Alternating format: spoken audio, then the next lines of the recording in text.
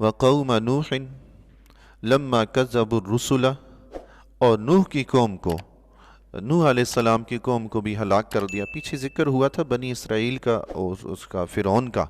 موسیٰ علیہ السلام اس کی طرف نبی بن کر آئے تھے تو اللہ تعالیٰ نے فرعون اور اس کی قوم کو غرق فرما دیا، ہلاک کر دیا۔ تو نوح علیہ السلام کی قوم کو بھی اللہ تعالیٰ نے ہلاک کر دیا تھا۔ کب؟ کیوں؟ رب نے فرمایا لما کذبوا الرسل، جب انہوں نے رسولوں کو جھٹلایا۔ ان کی طرف تو ایک نبی آئے تھے حضرت نوح علیہ السلام، رب فرما رہا ہے جب انہوں نے رسولوں کو جھٹلایا تو ان کو ہلاک کیا۔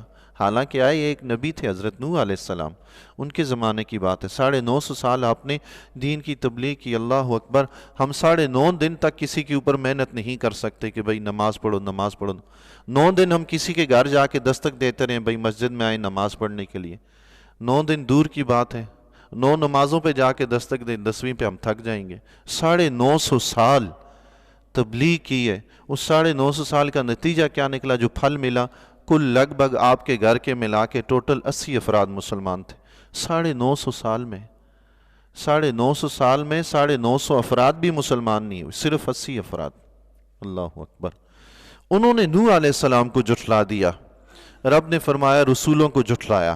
مفسرین نے لکھا وہ رب نے اس لیے فرمایا چونکہ نوح علیہ السلام سے پہلے بھی جو رسول تھے ان کو بھی انہوں نے جھٹلایا تھا، وہ حضرت ادریس علیہ السلام، شیش علیہ السلام۔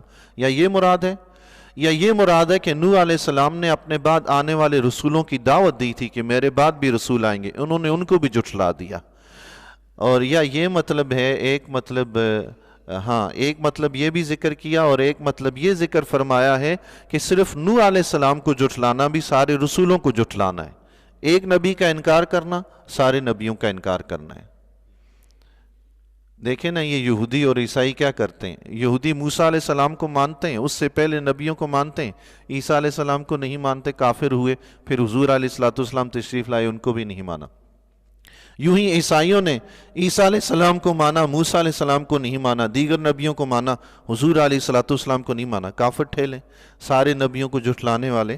حضرت نوح علیہ السلام کا جھٹلانا سارے نبیوں کا جھٹلانا تھا، تو رب نے فرمایا انہوں نے رسولوں کو جھٹلایا۔ نوح علیہ السلام بعد میں آنے والے نبیوں کی بشارت بھی دیتے تھے کہ بعد میں بھی نبی آئیں گے، اور حدیث شریف کے مطابق آدم علیہ السلام سے لے کر عیسیٰ علیہ السلام تک ہر نبی اپنی قوم کو یہ پیغام دیتا رہا ہے کہ حضور علیہ السلام محمد رسول اللہ دنیا میں تشریف لائیں گے، اگر تمہارے دور میں آئیں تو ان پر ایمان لانا ہے، ان کی مدد کرنی ہے۔ سبحان اللہ۔ دیکھیں جی، ہزاروں سال حضور علیہ السلام کی آمد کا چرچا ہوتا رہا کہ آئیں گے آئیں گے آئیں گے۔ سبحان اللہ۔ یہ تو اللہ نے نبیوں سے وعدہ لیا تھا نا، عالم میثاق میں پختہ وعدہ لے لیا تھا کہ میرے رسول آئیں گے، ان پر ایمان بھی لانا۔ حضور علیہ السلام کی ذات گرامی ایسی ہے کہ آپ پر تمام نبیوں کو ایمان لانا فرض تھا۔ سبحان اللہ، اللہ اکبر۔ پھر آپ بتائیں کس کی شان کتنی افضل ہے جی، سبحان اللہ۔ حضور کی ذات ایسی ہے، رب نے وعدہ لیا تھا ان پر ایمان بھی لانا ہے، ان کی مدد بھی کرنی ہے۔ اور پھر انبیاء علیہ السلام اپنی قوموں کو یہ بشارت دیتے آئے۔ آخر میں عیسیٰ علیہ السلام نے بشارت دی کہ میرے بعد ایک نبی آئیں گے، ان کا نام احمد ہوگا۔ تورات اور انجیل میں حضور علیہ السلام کی آنے کی بشارت موجود ہے، انہوں نے کتابیں ہی بدل ڈالی۔ آج کل بھی صورتحال یہی ہے۔ حضرت امام بخاری رحمۃ اللہ علیہ کو کون نہیں جانتا آج اس دور میں؟ امام بخاری کو، ان کی کتاب صحیح بخاری صحیح ہے۔ انہوں نے ایک تاریخ کی بھی کتاب لکھی، تاریخ الکبیر کے نام سے، امام بخاری کی۔ اس میں انہوں نے ایک حدیث نقل فرمائی ہے، امام بخاری رحمۃ اللہ علیہ نے ایک حدیث نقل فرمائی ہے، اور وہ حدیث بہت ہی مشہور و معروف ہے۔ حضرت عثمان غنی رضی اللہ تعالیٰ کے زمانہ اقدس میں ایک شخص تھا، اس کا مسئلہ حل نہیں ہو رہا تھا۔ وہ کسی صحابی کے پاس گئے، انہوں نے کہا میں تمہیں ایک دعا بتاتا ہوں، وہ تم پڑھو، فوراً تمہارا مسئلہ حل ہو جائے گا۔ وہ دعا وہ تھی کہ ایک نابینا حضور علیہ السلام کی بارگاہ عالیہ میں حاضر ہوئے تھے۔ انہوں نے عرض کی تھی کہ یا رسول اللہ آنکھوں کی بینائی لوٹائے، دعا فرمائیے۔ حضور علیہ السلام نے انہیں جو دعا سکھائی تھی، دعا کے الفاظ میں تھا کہ میں اللہ کے نبی کے وسیلے سے دعا کرتا ہوں، اور اس میں حضور علیہ السلام کا یا محمد یا کے لفظ کے ساتھ ندا ہے، یا محمد کہہ کر اس دعا میں پکارا گیا حضور علیہ الصلوۃ والسلام کو۔ یہ حضرت عثمان غنی رضی اللہ تعالیٰ کے زمانہ اقدس میں یہی دعا سکھائے گی۔ اب مجھے بتائیں حضور علیہ الصلوۃ والسلام کو دنیا سے رخصت ہوئے تو کئی سال گزر گئے ہیں، اس کے بعد بھی صحابی کے سامنے بلکہ ایک صحابی دعا سکھا رہے ہیں، یہی دعا، یا محمد انی وجہت بکا، اے محمد صلی اللہ علیہ وسلم میں آپ کے وسیلے سے اللہ کی بارگاہ میں التجا کرتا ہوں۔ امام بخاری رحمۃ اللہ علیہ نے بھی اس حدیث کو نقل فرمایا، چونکہ ہم اپنی مسجدوں کے محراب پہ دروازے پہ لکھ دیتے ہیں یا اللہ یا محمد، یہ اہل سنت کی پہچان ہے۔ مسجد میں جائیں گے دور سے لکھا ہوا نظر آئے گا، آپ کا دل مطمئن ہوگا یہ ہماری اپنی مسجد ہے۔ بھائی سارے لوگ کر رہے ہیں تو ہمیں کیا پریشانی ہے؟ اہل حدیث کہہ رہے ہیں ہماری مسجد، علماء دیوبند کہہ رہے ہیں ہماری مسجد، اہل تشیع کہہ رہے ہیں ہمارا امام باڑہ، تو ہمیں کیا پریشانی ہے کہ ہم نہ کہیں؟ ہم بھی نشانی رکھتے ہیں تاکہ ہر کسی کو پتہ چلے یہ ہمارے مسلک کی ہے۔ امام بخاری رحمۃ اللہ علیہ نے حدیث لکھی ہے۔ اب مجھے یہ بتائیں کیا امام بخاری کو نہیں پتا تھا کہ یہ شرک ہے یا نہیں ہے؟ اس کے نیچے حاشیہ لکھا ہوا، بیروت کی چھپی ہوئی کتاب، اس کے نیچے کسی نے اپنی ہوشیاری کی، اس نے کہا یہ شرک ہے، یہ غلط حدیث نقل ہو گئی ہے۔ امام بخاری کو نہیں پتا تھا کہ یہ شرک ہے۔ یا محمد کہنا اگر شرک ہوتا تو امام بخاری حدیث نقل کرتے؟ یہ ایسے لوگ ہمارے معاشرے میں پیدا ہو گئے، تورات اور انجیل میں سے حضور علیہ الصلوۃ والسلام کی صفات کو کاٹا، اور آج یہ لوگ یہ کام کر رہے ہیں۔ ہم کیسے ان لوگوں پہ اعتماد کریں جو دین کی کتابوں میں کاٹا پیٹی میں لگے ہوئے؟